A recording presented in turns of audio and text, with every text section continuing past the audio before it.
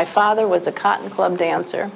He was an extremely handsome man, which was kind of his problem also. He was not very faithful. He was a gambler.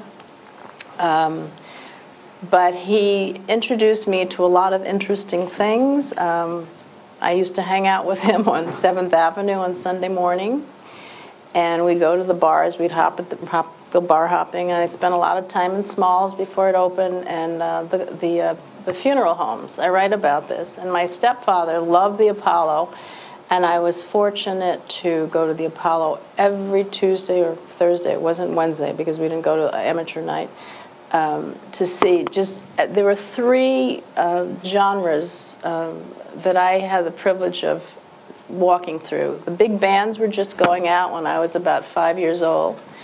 Then the modern jazz, Miles Davis and Coltrane came in, and all the great divas, Miriam Makeba, Ella, Nina Simone, Sarah Vaughan. I mean, they were there like every couple of months, and I was there every couple of months to see them. And then I was still only about 12, 13 years old when rock and roll hit the scene. That's what we called it then. And we had to move when my mother and stepfather moved to Convent Avenue. But it has, now that I live in St. Louis, I say if it's true that tendencies get in your blood, and Sugar Hill is part of the fuel that the liquid that fuels me, that makes me who I am and what I am.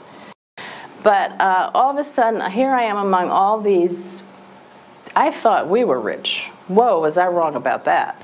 Until I started getting invited to these Park Avenue parties and one of these duplex penthouses. I write about that. It was just mind-blowing. And my best friend it was a very welcoming environment. But you know, again, 7th grade girls have their thing going, so most of the new kids kind of click together, and the kids who'd come all the way from the lower school. And my best friend was Susan Lesser, whose father was the lyricist and songwriter for Most Happy Fellow, had just opened in New York, and Guys and Dolls. It was the heyday of Broadway, and all, you know, My Fair Lady, West Side Story were huge. And these kids were theater kids. I mean, I didn't know anything about anything unless it was a Radio City Music Hall or Disney movies.